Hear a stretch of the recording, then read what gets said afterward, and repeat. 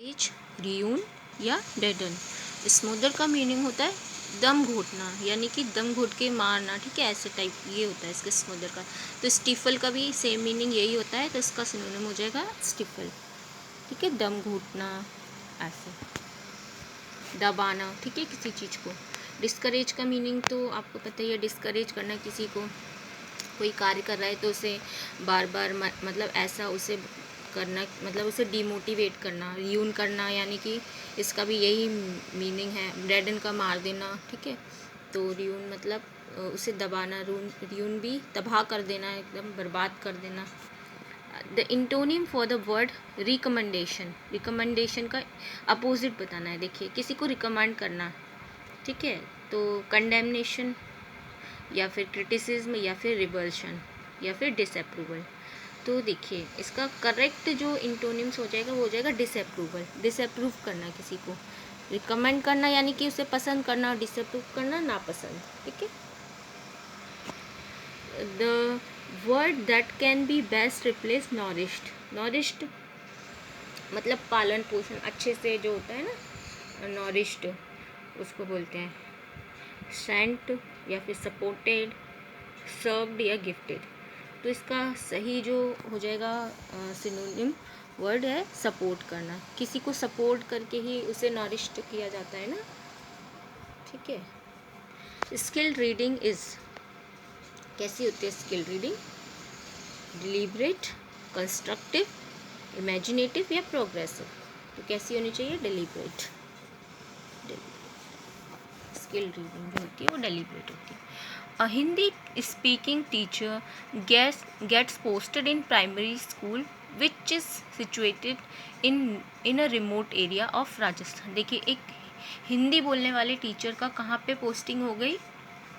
Primary, कहाँ के primary? Rajasthan के जो दूरवर्ती इलाके हैं वहाँ पे उनकी पोस्टिंग हो गई। Since she doesn't know the local language, अब वो वहाँ की लोकल लैंग्वेज नहीं जानते, ठीक है, नहीं जानती। She faces lots of problem, she should, वो मतलब लैंग्वेज से रिलेटेड प्रॉब्लम फेस करते, तो उन्हें क्या करना चाहिए?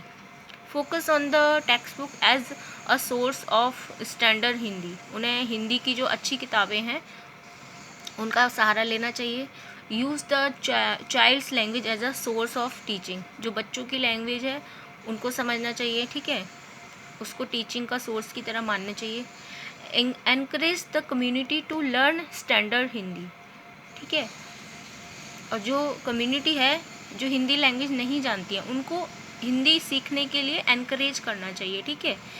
Try to get a posting to a Hindi speaking area, ऐसी जगह पे पोस्टिंग लेनी चाहिए जहाँ पे हिंदी बोली जाती हो, ठीक है। तो वो क्या कर सकती हैं इस टाइम में? वो कर सकते हैं encourage the community to learn standard Hindi, because Hindi क्या है, ईजी लैंग्वेज है, आसानी से सीखी जा सकती है और तो सभी सीख सकते हैं, तो उनको एनकरेज करना चाहिए पूरी कम्युनिटी को, ठीक है।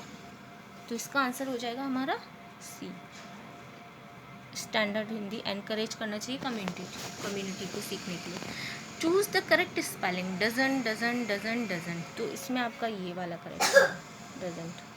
अ primary teacher should introduce reading through, जो प्राइमरी टीचर है उनको रीडिंग किसके द्वारा इंट्रोड्यूस, रीडिंग करवानी चाहिए, ठीक है। इंट्रोड्यूस यानी किससे परिचय, सबसे पहले क्या करना चाहिए रीडिंग करने के लिए बच्चों को? पिक्चर बुक के द्वारा, अल्फ़ाबेट्स बुक, या फिर फोनिक टीचिंग, या फिर स्टोरीज़ के द्वारा। देखिए, बच्चे प्राइमरी स्कूल के जो बच्चे होते हैं वो मतलब चीज़ों को देखकर, पिक्चर्स को देखकर जल्दी सीखते हैं, तो हम उसका कैसे इंट्रोड्यूस करवाना चाहिए? पिक्चर्स बुक के द्वारा बच्चों को इंट्रोड्यूस कराना चाहिए रीडिंग, ठीक है।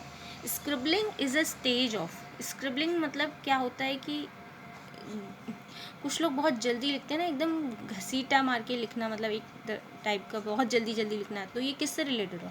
तो लिसनिंग, राइटिंग, रीडिंग, स्पीकिंग। अब देखिए, राइटिंग से रिलेटेड होगा ये, ठीक है, घसीट कर लिखना बहुत तेज़ी से, मतलब राइटिंग ख़राब होती है जिसमें, तो ये राइटिंग से रिलेटेड हो गया। The phrase exercise in futility means, अब फ्यूटिलिटी का मीनिंग होता है निरर्थक, निरर्थक में अपना एक्सरसाइज करना, निरर्थक एक्सरसाइज काम करना, तो इसका हो जाएगा समथिंग दैट इज़ पॉइंटलेस, जिसका कोई मतलब पॉइंट ना, मतलब ऐसा काम, निरर्थक काम। होप्स ऑफ फ्यूचर, फ्यूचर के लिए होप्स, या एन इरेशनल एक्ट, या फिर अ फुलिश अप्रोच। तो इसका हो जाएगा समथिंग दैट इज़ पॉइंटलेस, ठीक है, निरर्थक कार्य, ठीक है, यही है। ब्रेथ एंड टीयर्स मीन्स क्या हो जाएगा, ब्रेथ एंड टीयर्स का मीनिंग क्या हो जाएगा, anger causing havoc, anger and sorrow, unfavourable circumstances, या अनबियरेबल सफरिंग। देखिए ब्रेथ एंड टीयर्स का मीनिंग हो जाएगा अनबियरेबल सफरिंग, मतलब ऐसी परेशानियाँ जिसको हम बियर नहीं कर सकते, मतलब बहुत ज़्यादा परेशानी, दुख, असहनीय दुख, ठीक है। So this is my 7th practice set. I will come with new practice set of English. If you like my video, please like and subscribe. Thank you everyone.